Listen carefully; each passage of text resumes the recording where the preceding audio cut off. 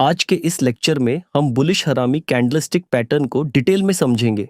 हम देखेंगे कि यह बुलिश हरामी क्या होता है और इसे कैसे आइडेंटिफाई करते हैं और ये मार्केट में कहाँ फॉर्म होता है, और साथ जानेंगे कि इस पैटर्न के बेसिस पर ट्रेड कैसे ली जाती है।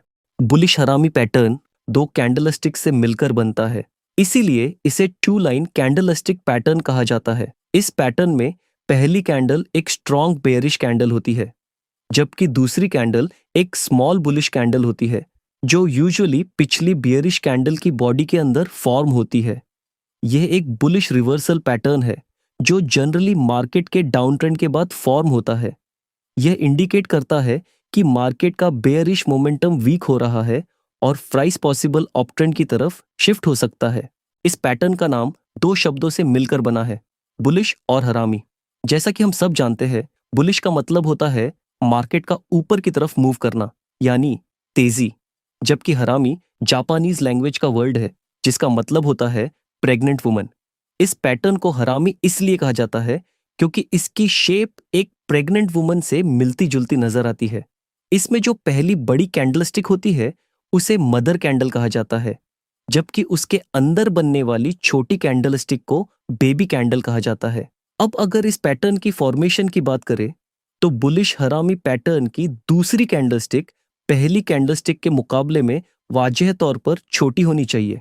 इसके साथ साथ दूसरी कैंडलस्टिक की बॉडी पहली बेयरिश कैंडलस्टिक की बॉडी के अंदर ही होनी चाहिए, तभी ये पैटर्न वैलिड माना जाएगा। अगर आपने बेयरिश एंगल्फिंग पैटर्न की वीडियो देखी है तो बुलिश हरामी पैटर्न को उसका मिरर इमेज समझ सकते हैं। बेयरिश एंगल्फिंग में एक छोटी बुलिश कैंडल के बाद बड़ी बेयरिश कैंडल बनती है, जबकि बुलिश हरामी में पहले बड़ी बेयरिश कैंडल और उसके बाद उसकी बॉडी के अंदर एक छोटी बुलिश कैंडल फॉर्म होती है। बुलिश हरामी पैटर्न हमें मार्केट में मुख्तलिफ शेप्स में नजर आ सकता है, जैसा कि आप स्क्रीन पर देख सकते हैं।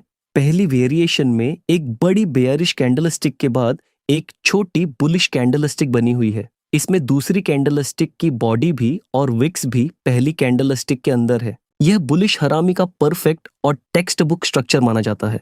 इसके अलावा दूसरी वेरिएशन में आप देख सकते हैं कि पहली बेयरिश कैंडलस्टिक के बाद दूसरी कैंडलस्टिक स्पिनिंग टॉप या डोजी टाइप की बनी हुई है। इस किस्म के पैटर्न को बुलिश हरामी क्रॉस कहा जाता है। और यहाँ पर मैं आपको एक और इम्पॉर्टेंट बात बताता चलूं कि अगर दूसरी कैंडलस्टिक की विक पहली बेयरिश कैंडल की बॉडी से थोड़ी बाहर भी निकल जाए तो तब भी यह पैटर्न वैलिड माना जाएगा, क्योंकि बुलिश हरामी का मेन क्राइटेरिया ये है कि दूसरी कैंडलस्टिक की बॉडी पहली कैंडलस्टिक की बॉडी के अंदर होनी चाहिए। इसी तरह अगर दूसरी कैंडलस्टिक की लोअर विक पहली बेयरिश कैंडलस्टिक की लिक्विडिटी को स्वीप भी कर ले तब भी इसे बुलिश हरामी ही कंसिडर किया जाता है। बस शर्त यह है कि दूसरी कैंडलस्टिक की बॉडी पहली कैंडलस्टिक की बॉडी के अंदर ही क्लोज हो। इस पैटर्न में पहली कैंडलस्टिक नॉर्मल बेयरिश कैंडल भी हो सकती है और बेयरिश मारुबोजू भी, यानी फर्स्ट कैंडल एक स्ट्रॉन्ग बेयरिश कैंडल होनी चाहिए। तो इस तरह यह पैटर्न हमें मार्केट में मुख्तलिफ शेप्स और वेरिएशंस में नजर आ सकता है। आइए अब इस पैटर्न के पीछे छुपी हुई मार्केट साइकोलॉजी को समझ लेते हैं। इस पैटर्न की पहली बेयरिश कैंडलस्टिक मार्केट में स्ट्रॉन्ग सेलिंग प्रेशर को इंडिकेट करती है। अक्सर यह एग्रेसिव सेलिंग या पैनिक सेलिंग की वजह से बनती है और यह बताती है कि इस वक्त मार्केट पर सेलर्स का कंट्रोल है। लेकिन इसके बाद बनने वाली छोटी बुलिश कैंडलस्टिक खामोशी से यह सिग्नल देना शुरू करती है कि बायर्स भी मार्केट में इंटरेस्ट लेना शुरू कर चुके हैं। अगरचे उनकी स्ट्रेंथ अब भी कम नजर आती है, लेकिन सेलर्स का प्रेशर पहले जैसा मजबूत नहीं रहता। अगर हम वॉल्यूम की बात करें तो आमतौर पर पहली बेयरिश कैंडलस्टिक का वॉल्यूम ज्यादा होता है, जबकि दूसरी बुलिश कैंडलस्टिक का वॉल्यूम कम भी हो सकता है और ज्यादा भी। लेकिन अगर ये छोटी bullish candlestick relatively high volume के साथ बनती है तो ये और भी स्ट्रॉन्ग सिग्नल माना जाता है, क्योंकि इस कैंडल का छोटा साइज और हाई वॉल्यूम साफ तौर पर इंडिकेट करता है कि बायर्स ने सेलिंग प्रेशर को कंप्लीटली एब्जॉर्ब कर लिया है, जिससे अब एक बुलिश मोमेंटम नजर आ सकता है।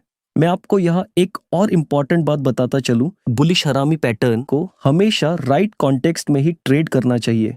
जैसा कि आप इस चार्ट में देख सकते हैं, यहाँ बॉटम के करीब एक परफेक्ट बुलिश हरामी पैटर्न बनता हुआ नजर आ रहा है। इससे पहले मार्केट की प्रीवियस लेग क्लियरली डाउनसाइड की तरफ थी, यानी मार्केट एक डाउन ट्रेंड में मूव कर रही थी, और उसके बाद आप देख सकते हैं कि मार्केट ने अच्छा खासा बुलिश मूव दिया। यह हमें बताता है कि अगर बुलिश हरामी पैटर्न सही कॉन्टेक्स्ट यानी डाउन ट्रेंड या बॉटम के करीब बने तो इसकी रिलायबिलिटी काफी बेहतर हो जाती है।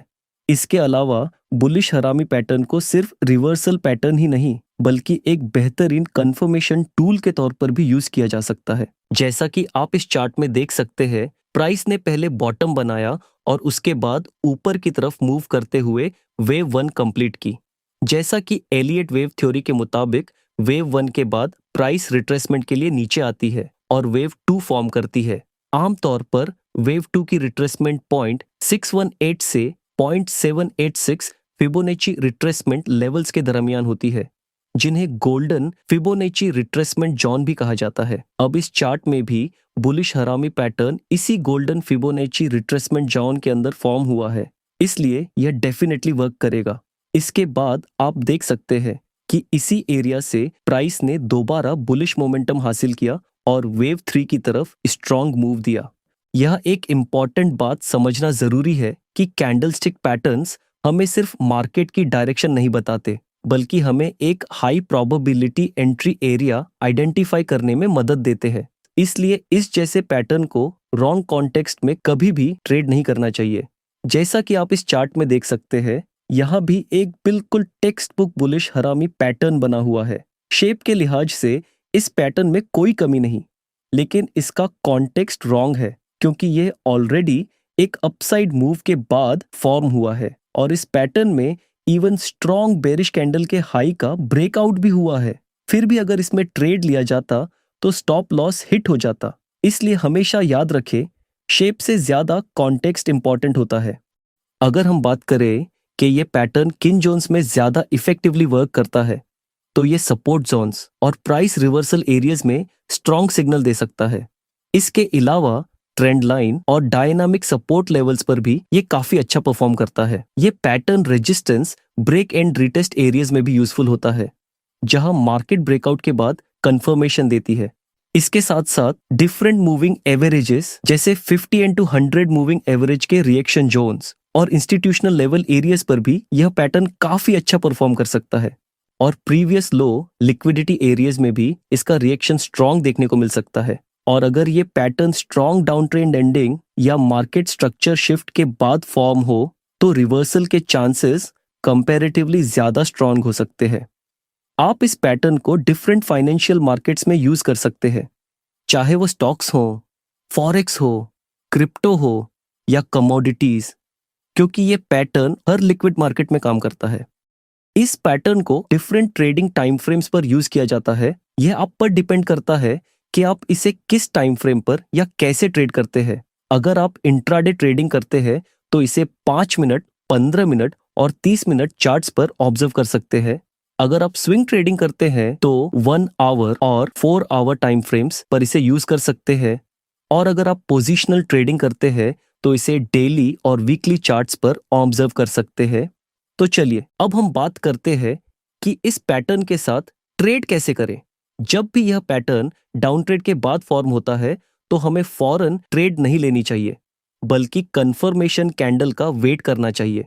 जब कोई कैंडल बुलिश हरामी पैटर्न की पहली बेयरिश कैंडल के हाई के ऊपर क्लोज कर देती है तो उसे कंफर्मेशन कैंडल कहा जाता है। हम कंफर्मेशन कैंडल के क्लोजिंग प्राइस पर बाय एंट्री ले सकते हैं, जबकि स्टॉप लॉस पहली बेयरिश कैंडल के लो के नीचे रखा जा सकता है। टेक प्रॉफिट के लिए आप नेक्स्ट रेजिस्टेंस एरिया को टारगेट प्राइस सेट कर सकते हैं या फिर अपनी ट्रेड को ट्रेल कर सकते हैं जब तक कोई अगला बेयरिश रिवर्सल पैटर्न नजर न आ जाए। अगर आप इस पैटर्न को किसी इंडिकेटर या दूसरे टेक्निकल टूल्स के साथ यूज करते हैं तो इसकी एक्यूरेसी और रिलायबिलिटी और भी बेहतर हो सकती है।